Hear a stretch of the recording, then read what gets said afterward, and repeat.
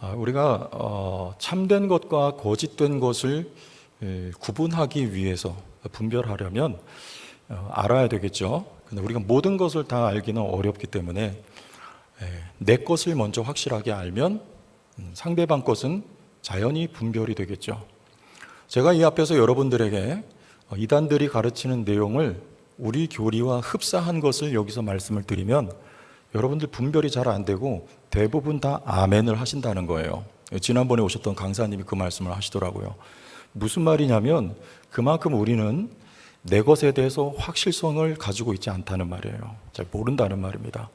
그래서 오늘 베드로는 이 1장과 2장에서 이 거짓 교사들에 대해서 경계하고 그들에 대해서 알 것을 말씀하고 있지만 1장에서는 좀 긍정적인 방식으로 하나님께 우리가 부름받았고 택함을 받았으니 이것이 우리의 신앙의 기초다라고 하는 것을 말씀을 하는 거고 2장에서는 좀 부정적인 방식으로 이 거짓 교사들이 그들의 생활이 어떠며 그들이 가르치는 내용이 무엇인지 좀 암울한 분위기 속에서 이 2장을 가르치고 있는 거죠.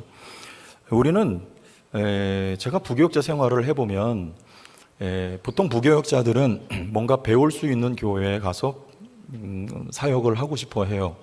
목사님이든지 아니면 교회이든지 주로 목사님 영향이 크겠죠. 그럼 그런 교회에 가서 사례가 비록 좀 적더라도 가서 헌신을 하고 배웁니다.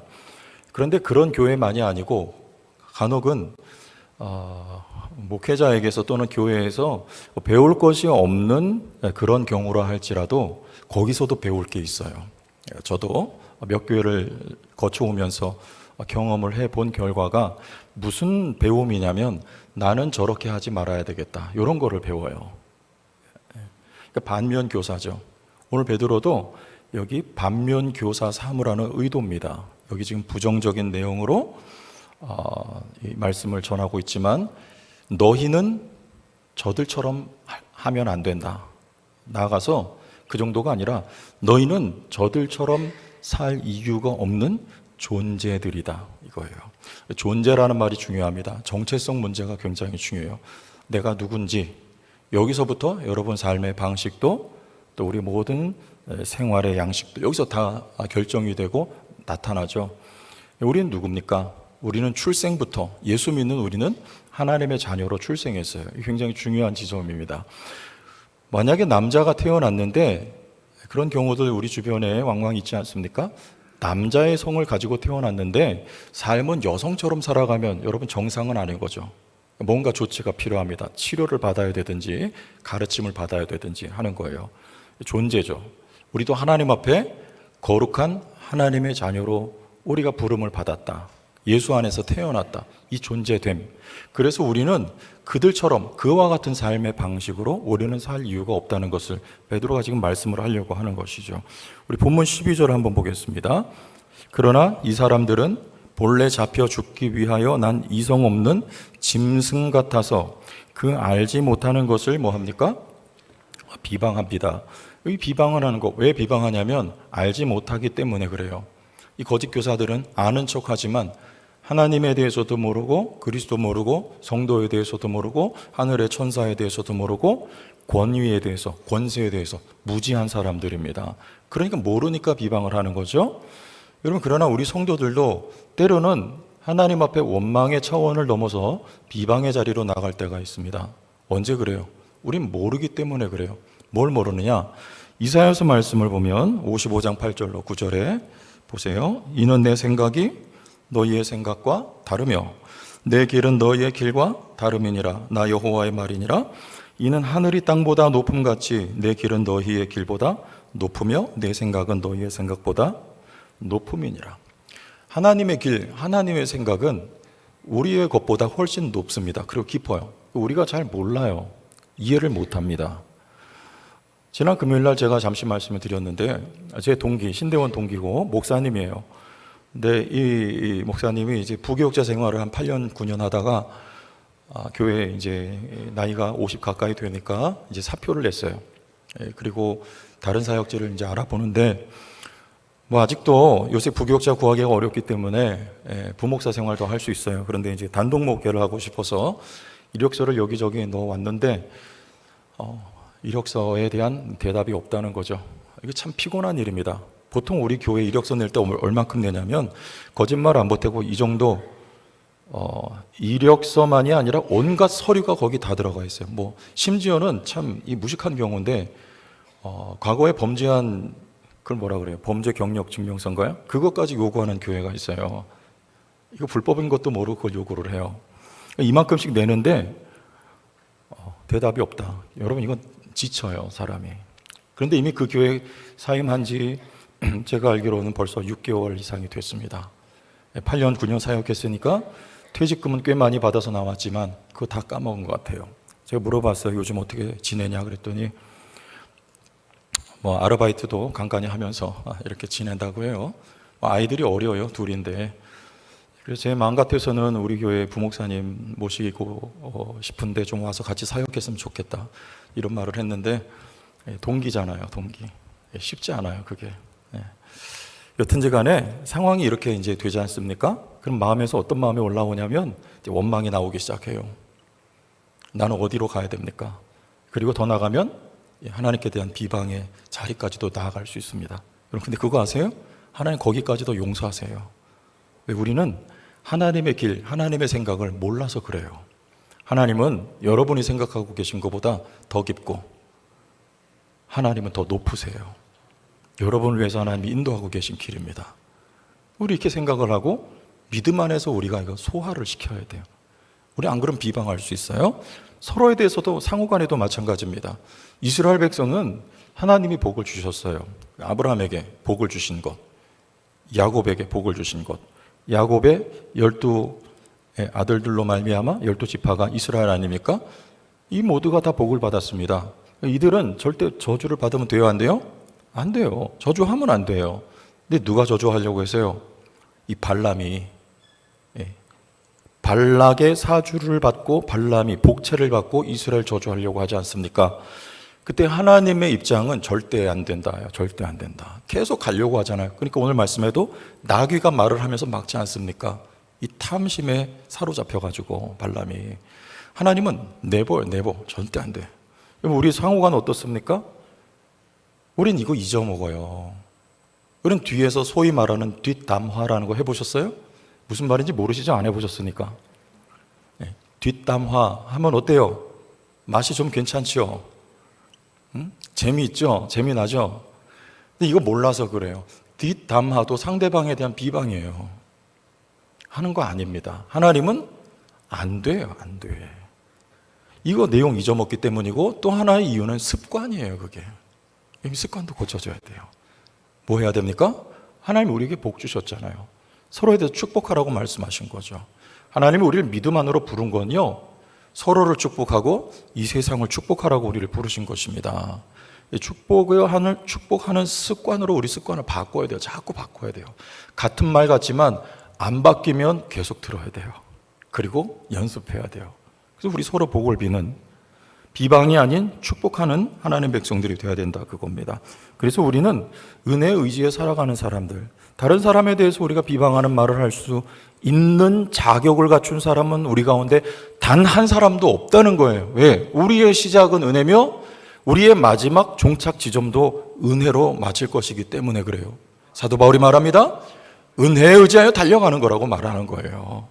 하나님께 은혜 받은 내가 받은 것밖에 없습니다. 누구를 향하여 내가 비방할 수 있어요? 요즘 교도소가 마약 사건 학교가 되고 있다고 해요. 교도소 가면 마약 전문가가 됩니다. 왜냐? 하나의 감방에 같은 종류의 재소자들을 이제 모아둔다는 말이죠. 그러면 거기 초범도 들어가면 전문가가 돼서 나오는, 거기서 온갖 정보를 다 얻어가지고 마약 전문가가 되어서 나온다는 거죠. 여러분 그 교도소 무엇으로 운영이 됩니까? 우리가 낸 세금으로 하는 거 아니에요? 그런데 거기서 범죄자들 더 양상하는, 그러면 이런 기가 막힌 현상이 지금 벌어지고 있는데 그들에 대해서 우리 비방할 수 있습니까? 없어요.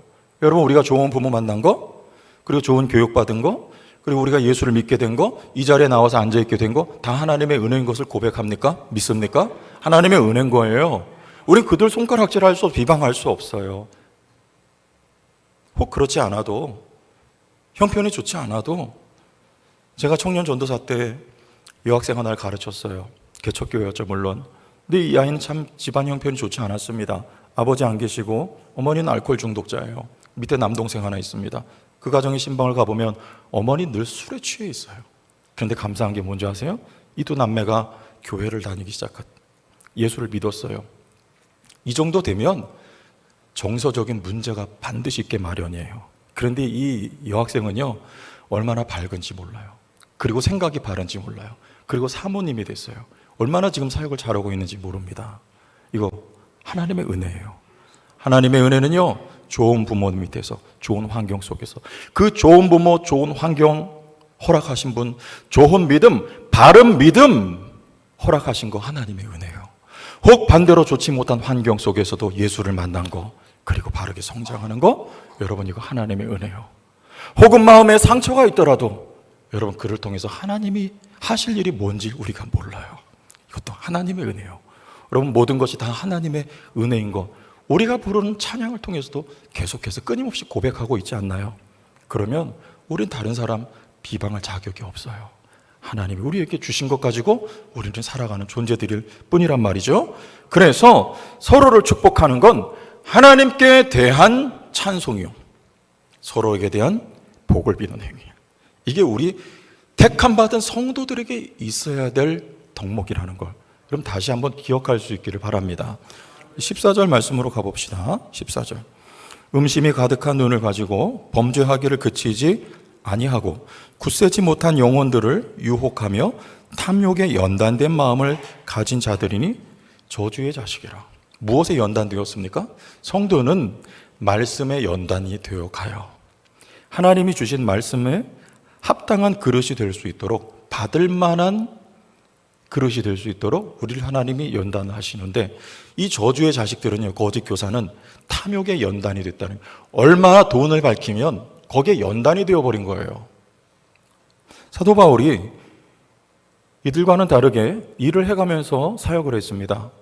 데살로니가 또는 고린도와 같은 지역에, 왜냐? 거기 많은 철학자들이 자신들 나름의 지혜를 가르쳤어요. 지혜를 가르칠 때 공짜로 무료로 가르친 게 아니라 돈을 받고 가르쳤다, 그 말입니다. 그런데 이 지역에서 사도 바울이 만약에 뭔가를 받고 복음을 전한다면 그들과 차이점이 없어. 바울이 전하는 복음이 돈 받고 전하는 복음, 저는 이익을 탐하는 자라고 하는 오해와 잘못된 그들의 생각을 벗어버리기 위해서, 복음을 전하는 일에 있어서 뭔가 걸림돌과 장애를 제거하기 위해서 사도 바울은 낮에는 일하고 밤에는 복음을 전하는 고된 삶을 살았다, 그 말이죠. 그러나 이들은요, 자신들만의 특별한 가르침, 특별합니다. 내용을 보세요. 굉장히 특별해요. 성경이 아니에요. 이건 완전히 잘못된 가르침이에요. 그러나 그것을 특별한 가르침을 가르친다는 명목으로 듣는 자들에게 돈을 받았단 말이에요. 갈취했단 말이에요. 이 탐욕에 연단된 자들이에요.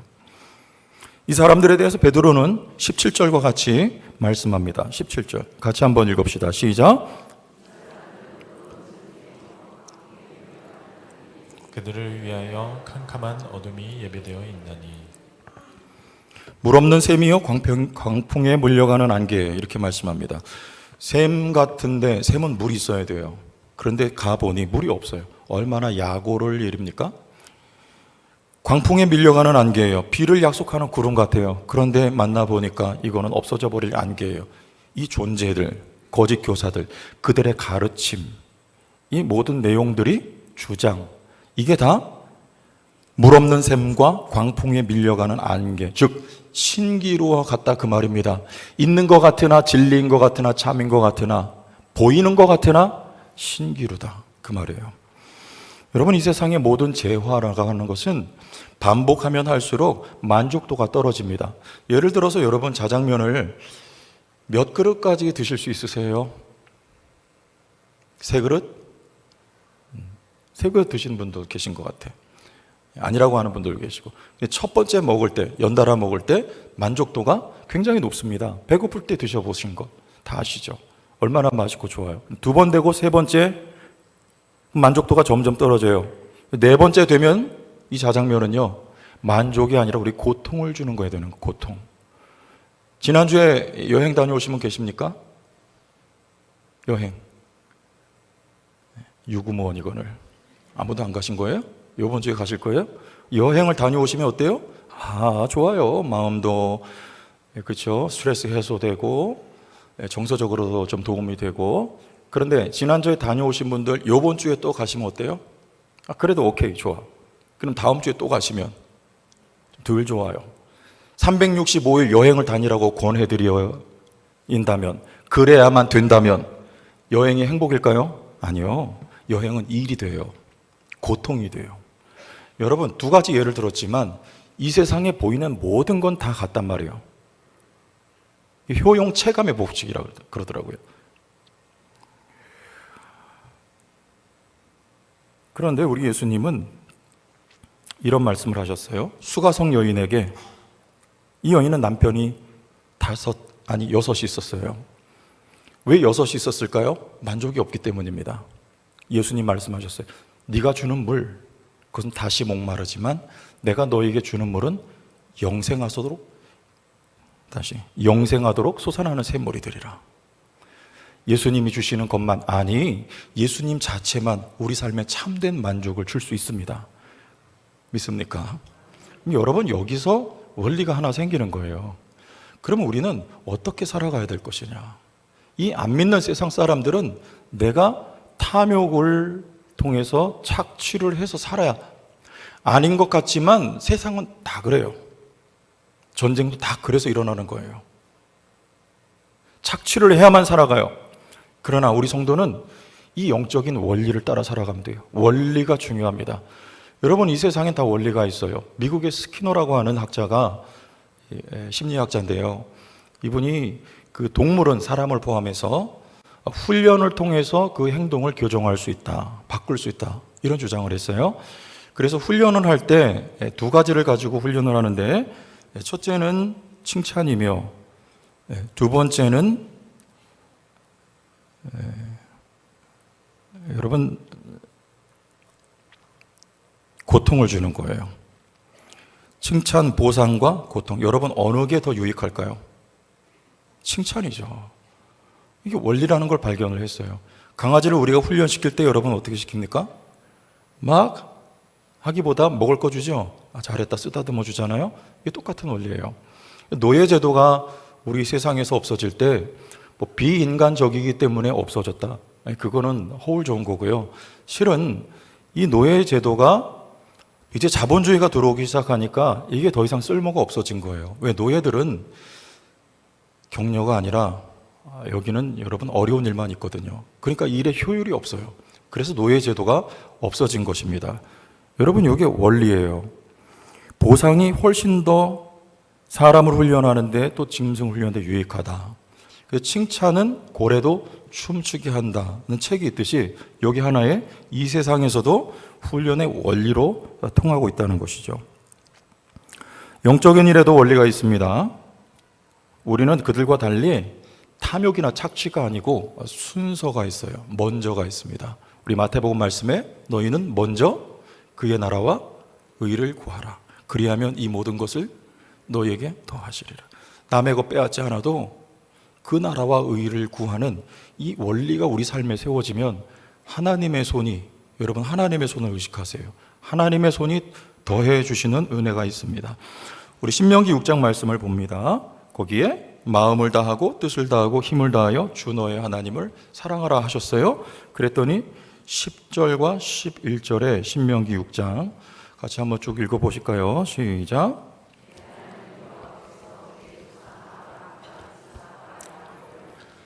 내게 주리라 맹세하신 땅으로 너를 들어가게 하시고 내가 건축하지 아니한 크고 아름다운 성읍을 어떻게? 얻게 하시며 11절 시작. 내가 채우지 아니한 아름다운 물건이 가득한 집을 얻게 하시며 내가 파지 아니한 우물을 차지하게 하시며 내가 심지 아니한 포도원과 감람나무를 차지하게 하사 내가 배불리 먹게. 누가 하신다는 겁니까? 하나님이 하신다는 거예요. 여러분, 하나님이 하셔야 됩니다. 그러면 먼저가 분명하면 돼요. 먼저와 나중, 그의 나라와 그의 의를 구하는 것, 내 자녀에게 가르쳐라. 마음을 다하고 뜻을 다하고 힘을 다하여 주 너의 하나님을 사랑하라. 자녀에게 이것을 가르쳐라. 이스라엘 백성들이 광야에서 배운 게 바로 그 내용 아닙니까? 이 먼저가 세워지면 하나님이 더해주시는 이 영적인 원리, 여러분 이 방법을 통해서 이 세상 살아가시면서 여러분 누릴 것을 누리는 은혜가 있기를 바랍니다. 탐심이 필요가 없어요. 하나 더 보시죠. 우리 18절과 19절로 갑니다. 18절, 그들이 허탄한 자랑의 말을 통하며 그릇되게 행하는 사람들에게 겨우 피한 자들을 음란으로서 육체의 정욕 중에서 유혹하는도다. 여기 겨우 피한 자들, 말하자면 초신자들이에요. 그들에게 말하는 겁니다. 내 맘대로 살아봐라. 19절 다 같이 읽읍시다. 시작. 그들에게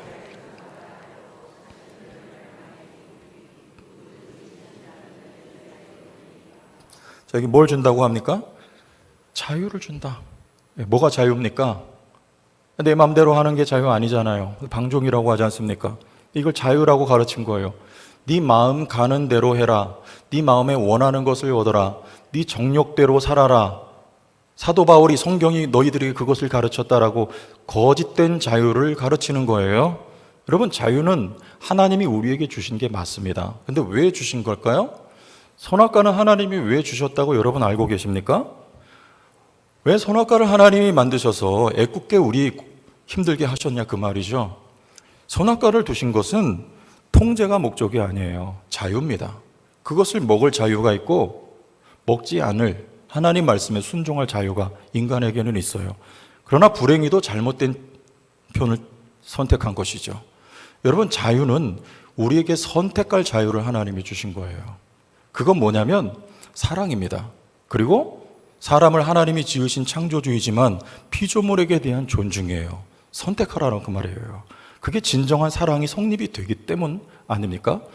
우리는 예수를 믿어서 죄와 사망으로부터 자유하게 되었어요. 구원 이후에도 하나님은 우리의 신앙생활을 지도하실 때 자유라고 하는 방식을 통해서 우리를 기르시지 통제라고 하는 방법을 통해서 여러분을 하나님이 관리하지 않으십니다. 무슨 말이에요? 우리에게 뭘 의도하고 하나님 자유를 주신 겁니까? 네 맘대로 살라는 거 아니에요. 우리 베드로 전서 2장 16절로 가봅니다. 베드로 전서 2장 16 앞에 나와요. 2장 16절, 너희는 자유가 있으나 그 자유를 악을 가리는 데 쓰지 말고 오직 하나님의 종과 같이 하라. 우리 갈라디아서 5장 13절 봅니다. 형제들아, 너희가 자유를 위하여 부르심을 입었으나, 다 같이 시작. 그러나 오직 사랑으로 서로 종노릇하라. 하나님이 우리에게 주신 자유는 무엇을 위한 거예요? 하나님 앞에 종노릇, 그리고 서로 종노릇하는 거예요. 이런 게 자유의 목적입니다. 도덕적 방종이 아니에요. 누구를 선택하라는 거예요? 하나님을 선택하라. 그리고 하나님을 사랑하라. 이것을 위해 주신 거예요. 우리가 그런데 처음부터 바른 선택하는 건 아니죠. 우리는 많이 잘못된 선택을 하면서 살아갑니다. 아브라함도 그랬어요. 아브라함이 뭘 선택합니까? 하나님이 아들 준다고 하실 때 롯입니까? 엘리에셀입니까? 아니면 이스마엘입니까? 잘못 지목하는 실수를 거듭해 가면서 올바른 선택을 합니다. 애굽으로 가기도 합니다. 그랄 땅으로 가기도 합니다. 자기 아내를 누이라고 속이기도 2번이나 합니다. 이런 잘못된 선택을 해 가면서 올바른 선택을 하는 자리로 나아가는 거예요. 배우는 거죠, 거기서. 올바른 선택. 그래서 결국에는 우리가 이런 좌로나 우로나 때로는 치우치기도 하고 비틀거리면서, 그러나 성도는 반드시 하나님의 은혜에 붙들려서 우리는 은혜 가운데서 결코 탈락하지 않고 하나님이 의도하신 곳으로 도착하게 되는, 여러분, 이 발걸음이 바로 하나님께서 은혜와 복 주신 성도의 발걸음이라는 거예요. 이게 자유예요, 자유. 하나님 우리에게 자유를 통해서 기르시죠. 그러나 거짓 교사들은 출생부터가 달라요. 시작부터 달라요. 그들의 아비는 마귀요, 여러분의 아버지는 하나님이십니다. 그래서 22절에 이런 말씀을 하고 있습니다. 마지막으로 22절 여러분 한번 읽어주시겠습니까? 시작. 돼지가 씻었다가 더러운 구덩이에 도로 누웠다는 말이 그들에게 응하였도다. 자, 이 말씀은 우리 잠언에서 베드로가 인용을 하고 있는 말씀이에요. 그들이 뭐라는 거예요? 개, 그 돼지라는 거예요. 아예 뭐 이렇게 공동체 안에 이들이 들어오기도 했고 그들이 말하는 거 그럴듯하기도 하지만 그러나 그 시작이 개와 돼지다 그 말입니다. 여러분 일본에서는 요즘에 개를 위한 요양원도 있대요. 개가 나이가 들면 요양원에 모시는데 연간 한 1,300만 원이 들어가는데 그래도 자리가 없대요. 그래도 개는 개입니다. 자기가 토한 거 그거 기웃거려요.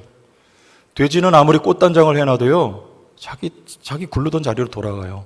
개는 개고 돼지는 돼지예요. 아무리 아름다운 것으로 꾸며도 개 돼지예요. 본질을 속일 수가 없습니다. 거짓 교사 마찬가지예요. 거짓 교사의 꾀임에 넘어가서 다시 돌아오지 않는 경우가 만약에 있다면 그들도 원래 그런 사람이었어요. 시작은 발랐는데 시작은 성령 받고 예수 믿었는데 꾀임 받아서 글로 가서 돌아오지 않는 법은 없습니다. 왜 1장에? 하나님이 너희를 부르시고 너희를 택하신 것을 견고하게 하라고 말씀을 하고 있어요. 하나님이 여러분을 부르시고 여러분을 택하셨다면 곁길로 갔다가도 돌아오게 되어 있어요. 구원은 잃어버릴 수가 없는 것입니다. 그게 성도예요. 그러나 그들이 가서 돌아오지 않고 무리 가운데 섞여 있었으나 나가서 적그리스도 역할을 하는데 그들이 회개하지 않는다? 원래 그런 사람들이 개돼졌단 말이에요. 사도 요한은 놀라운 표현을 요한일서 2장 18, 19절에 말씀을 하는데요. 제가 표준 세번역으로 한번 골라와 봤어요. 여러분 한번 쭉 같이 한번 읽어보십시다. 시작. 어린이 여러분, 지금 마지막 때입니다. 여러분이 그리스도의 적대자가 올 것이라는 말을 들은 것과 같이 지금 그리스도의 적대자가 많이 생겼습니다. 그래서 우리는 지금이 마지막 때임을 압니다. 그들이 잠깐 어디서 나갔어요? 우리에게서 나갔다 그 말이에요. 여기 이렇게 똑같이 앉아 예배하던 사람들이에요. 교회는 보이는 교회와 보이지 않는 교회가 있어요. 보이지 않는 교회는 천상의 교회, 우주적인 교회. 거긴 구원받은 성도의 총합이에요. 총수예요. 그러나 이 보이는 교회 안에는요, 죄송하지만 구원받은 성도도 있고 구원 못 받은 가라지도 있단 말이에요. 여러분 어디에 속하셨어요? 이 거짓 교사들이 그들의 교리의 미혹에 넘어가 다시 돌아오지 않는 성도가 있다면 그들도 우리 가운데 있었으나 그들은 처음부터 그랬다. 그들은 같이 읽어봅니다. 시작. 그들은 우리에게 속한 자들이 아니었습니다. 그들이 우리에게 속한 자들이었더라면 그들은 우리와 함께 그대로 남아 있었을 것입니다. 그러나 결국에는 그들은 우리 모두에게 속한 자들이 아니라는 사실이 드러나게 되었습니다. 처음부터 그들은 개요, 돼지요. 처음부터 사탄이 뿌려놓은 가라지요, 마귀의 자식들이었단 말입니다. 이 자리에 계신 여러분들은 하나님의 아들들이요, 하나님의 심어놓으신 의의 나무인 줄로 저는 믿습니다. 우리는 그래서 성령의 감동으로 기록된 여러분 성경의 지도를 받으실 수 있기를 축복합니다. 탐욕의 연단이 아닌 말씀으로 연단된 성도들이 되길 바라요. 비방이 아닌 축복이 여러분의 삶의 방식이 되길 바랍니다. 탐욕이 아닌 하나님을 경외하는 성도들이 되기를 원해요. 하나님이 여러분에게 준 참된 자유를 가지고 하나님께 종노릇하며 성도를 섬기는 아름다운 본이 남겨지는 거룩한 백성들 되시기를 주의 이름으로 축원합니다.